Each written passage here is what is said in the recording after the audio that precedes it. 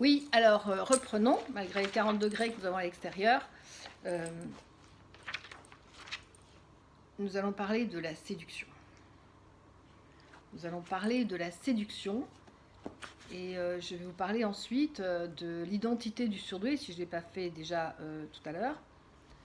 Ça veut dire que le surdoué, il ne faut pas perdre de vue que le surdoué a une double identité minimum, c'est-à-dire qu'il est un enfant qui ne grandira pas et qu'il est aussi une personne très mature. Voilà. Évidemment que ces deux identités rentrent constamment en conflit. Alors, maintenant, on va reprendre la séduction très simplement. Est-ce que, est-ce que le surdoué, je veux dire, est-ce qu'un enfant va aller vers une dame, alors on parle d'un jeune homme, là justement je viens d'avoir au téléphone, donc je le remercie parce que c'était assez passionnant. Et en fait, est-ce qu'un homme va vers une femme pour proposer un rendez-vous? La réponse c'est oui.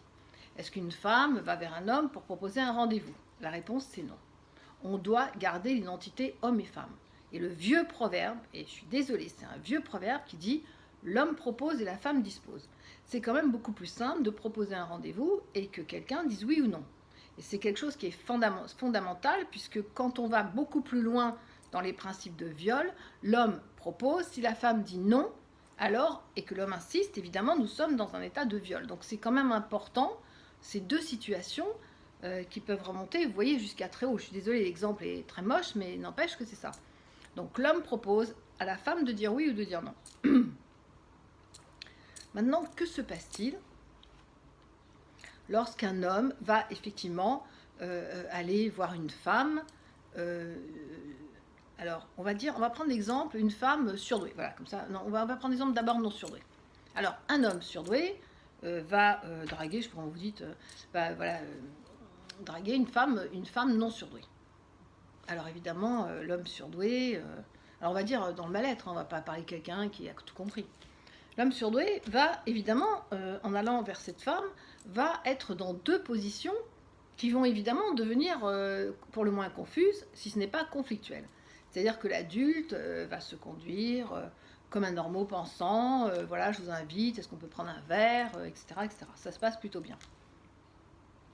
Si la femme dit non, mais vous comprenez, parce que c'est une normale pensante, ou oui peut-être, ou je ne sais pas quoi, enfin voilà.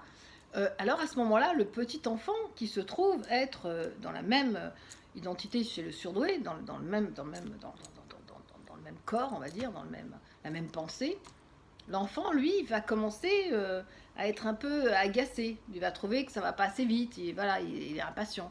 Voilà. Et après, tout va se jouer selon ces deux identités.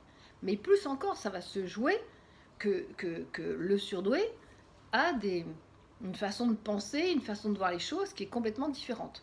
Ça veut dire quoi? Ça veut dire que dans sa multi-identité et dans sa pensée multi, qui n'est pas linéaire, qui ne va pas avec une seule pensée, mais plusieurs pensées, dans son identité qui est aussi multiple, quand le surdoué arrive, on va dire un homme, hein, gardons cet exemple auprès d'une femme, alors au début il est dans l'empathie. C'est l'empathie qui arrive. Alors, le début dans l'empathie arrive et ensuite le doute. Ah, elle est bien, ouais, c'est ce qu'elle qu'il me faut, mais après le doute arrive, peut-être qu'elle veut pas de moi, et puis après le doute c'est la culpabilité, oui mais c'est de ma faute, je suis pas assez beau, je suis pas assez ci, je suis pas assez riche, je suis pas assez je sais pas quoi. Et après, ce qui va rester c'est la sensibilité. Qu'est-ce que vous avez fait de cette histoire pour en être resté aussi sensible? Donc, si vous avez un homme pensant, ben oui, vous vous dites ah oui, c'est elle, non, ah oui, ben je l'aime bien, alors ça c'est l'empathie. Puis après vient tout de suite le doute, oui, mais c'est peut-être pas la femme qu'il me faut. Oui, voilà. Et puis après vient la culpabilité, mais si elle est gentille. Ah, puis après la sensibilité, elle prend un coup et vous vous sentez pas bien. Voilà, parce que il y a constamment ces multi-identités qui viennent dans une relation, on va dire chanter leur petite chanson, et que vous pensez que vous êtes un normopensant et que vous êtes comme tout le monde et que vous allez réussir à rentrer dans une relation simplement comme tout le monde. Et ben non. Et ben non. Et ben non, c'est pas comme tout le monde. Alors maintenant, on prend deux surdoués.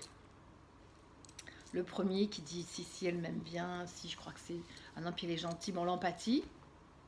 Évidemment, en dehors de ça, il y a des coups de foudre, hein, je vous l'accorde, mais je parle d'une relation complexe, sinon ça serait inintéressant à développer. Donc, alors la femme est dans l'empathie, ah ouais, il est bien, oui, d'accord, oui. Puis après va venir le doute, ah oui, mais c'est peut-être pas cet homme qu'il me faut. Puis après, oh non, mais comment tu oses penser ça? Mais si, bien sûr que si. Puis après, cette sensibilité qui prend toute la place et on se trouve, on est mal. Mais de l'autre côté, comme c'est aussi une femme surdouée, ah non, mais il est gentil, je peux pas lui dire non. Ah, mais je suis pas sûre d'avoir envie d'être avec lui. Le doute, l'empathie, le doute, puis après la culpabilité, mais si, c'est bien et tout.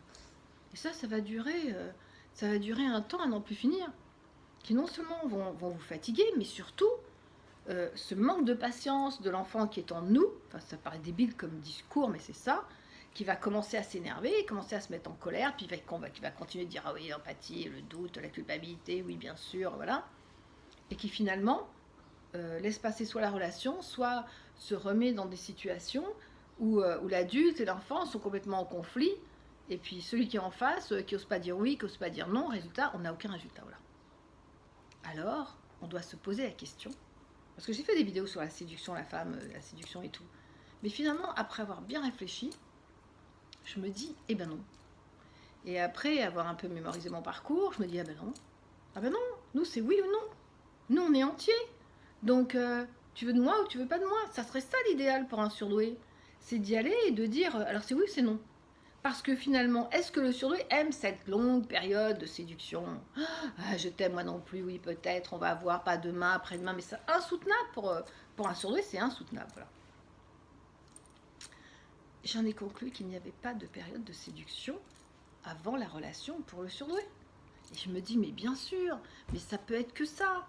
C'est-à-dire que quand on rentre dans une relation, on a tellement peur, on a tellement le doute, on a tellement l'impression de ne pas être assez belle, de ne pas être assez beau, de ne pas être assez bien, de ne pas être assez riche, de ne pas être assez, qu'on est de toute façon beaucoup trop, et que finalement, la période de séduction, eh ben on la fout tous en l'air. On met tout ça en l'air. Résultat, qu'est-ce qui se passe? Eh bien, il se passe la chose suivante, c'est qu'on a besoin de zapper cette période de séduction. Parce que finalement, restons simples, tu veux ou tu veux pas, c'est oui ou c'est non, ce qui va donner des choses beaucoup plus simples, beaucoup plus fluides. Puis après, quand on est ensemble, chérie, là on va commencer la grande séduction, parce que là on sait qu'on a tout le temps, on sait qu'on a tout le temps, et qu'il n'y a plus rien qui presse, puisqu'on a eu ce oui, on a eu ce qu'on désirait. L'un des deux côtés, évidemment, il faut que ça se passe bien. Voilà, donc je pense que le surdoué, ben, finalement, on n'a pas besoin de cette période de séduction avant. Voilà, faire le pan, comme disait Virginie, que j'embrasse, Virginie Calvi, de faire le pan avant et la roue et le machin, c'est finalement tout bien réfléchi. Je pense que c'est pas notre truc. Je pense que nous, c'est... Alors, tu dis oui, tu dis non, parce que là, il faut se positionner. Hein, parce que moi, je ne vais pas dormir de la nuit